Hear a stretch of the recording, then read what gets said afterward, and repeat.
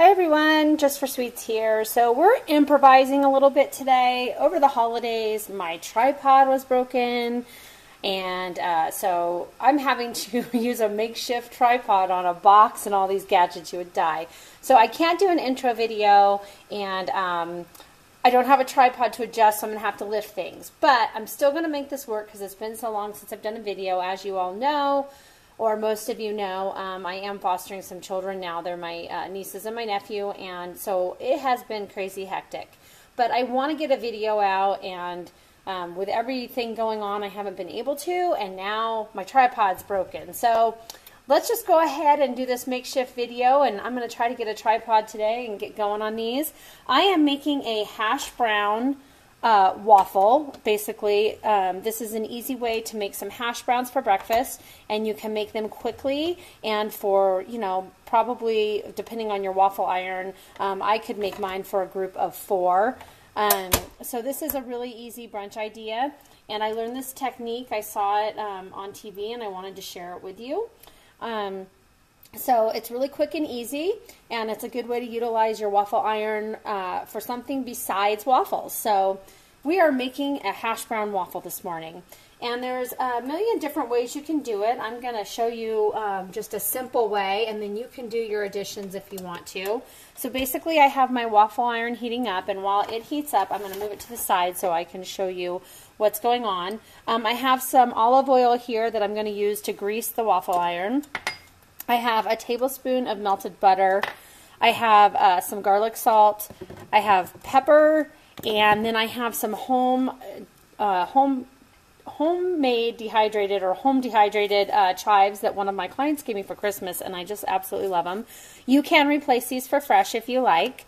And then I have these instant dehydrated hash browns that I got at Costco, and you just add water. They've been sitting for 12 minutes. You add warm water to them, and then they rehydrate, and they make a great way to make breakfast. They make about 6.5 cups of hash browns. Now you can replace these with your own grated potatoes, or you can use frozen hash browns. Either way, any of those work. This is just what I have on hand, and then I have a bowl to get this going. So I'm going to kind of move that. We're going to go ahead and add the hash browns. So I just go ahead and I open the carton. These I got at Christmas. They come in very handy. Because I can just store them in my pantry, and they're easy to take out and just make some breakfast. So I'm going to go in here and clean this box out. Alright, so we have the hash browns right there. Next, what I want to do is I'm going to go ahead and I'm going to sprinkle in some of my chives. Now you can leave these out completely. You can add more, you can add fresh, you can add onions, you can add whatever you want. I am then going to add some garlic salt for seasoning. So I would say about a teaspoon or 2 of garlic salt. I love garlic salt. It gives it that nice garlicky flavor. It's got the parsley in it. I'm going to shake on some black pepper because I love pepper. And then I have 1 tablespoon of unsalted butter that I melted, and I'm going to go ahead and I'm going to pour that in there. Then all we need to do is take a spoon, and we are going to ever so gently stir this all up. At the same time, will help rehydrate those chives that are in there. Now, one thing that you could add to this if you want to is you could add some grated cheese. You could use mozzarella, you could use a cheddar blend, whatever you want to do. Pepper jack would be delicious in this.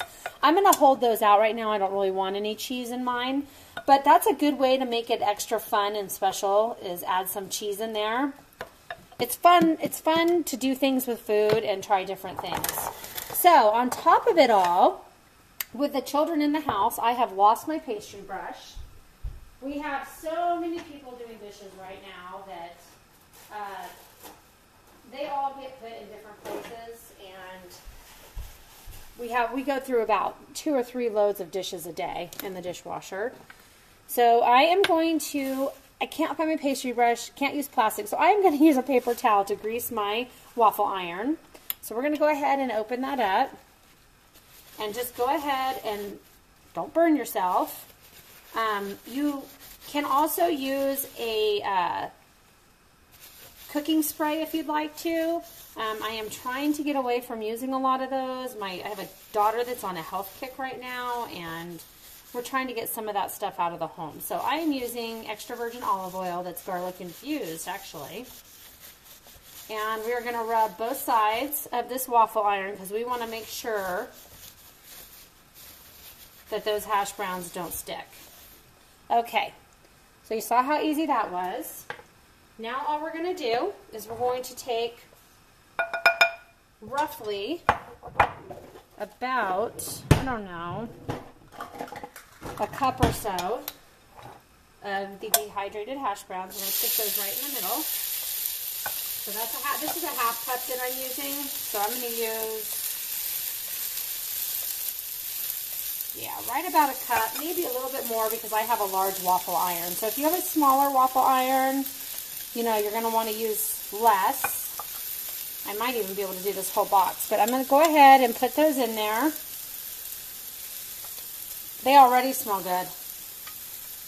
All right, so we put those in there. That was roughly about a cup and a quarter. I'm going to go ahead and shut this, seal it up.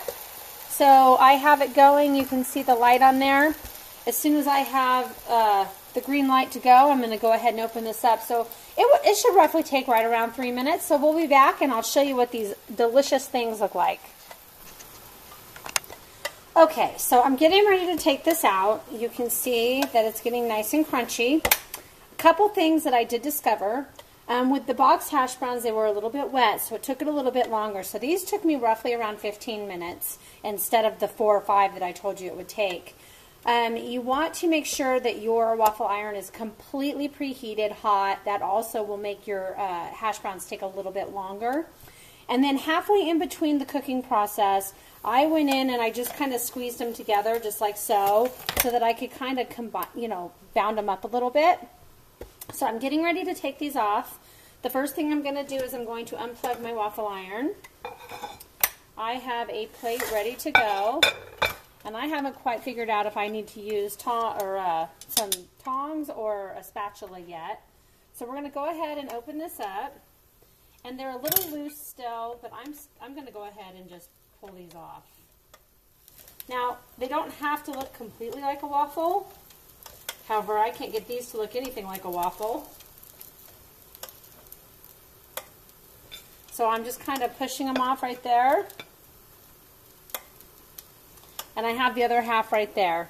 So I basically cut my waffle in half. And like I said, it's not perfect. I'm sorry. This was a tester for me. So you can kind of play with it and see what works better for you. You may need to put a little bit of flour or something in there to bind it.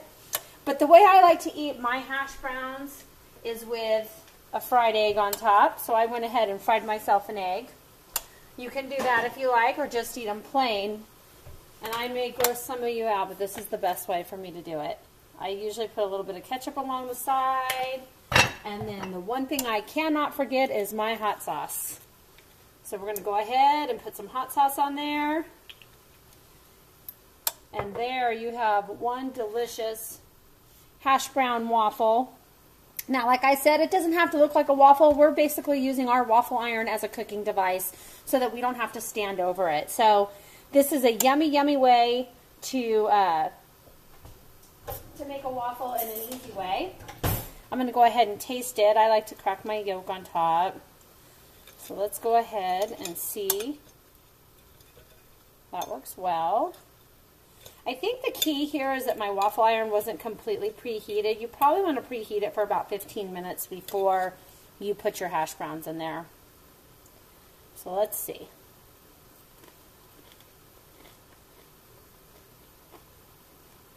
They taste amazing. And my favorite part about hash browns is the crispy potatoes. So I really like those edges that are nice and crispy. Great texture. Then I get my kick of hot sauce. I hope you enjoyed this. This is a demonstration basically to see how there's other ways we can use our waffle iron. I'll have some more upcoming videos of different techniques for the waffle iron, and we can test them all out. So this was a great thing to try. I liked it, even though it didn't come out looking like a waffle. My hash browns are delicious, and it was easy. There wasn't the grease cleanup that I had to do around the stove or anything like that.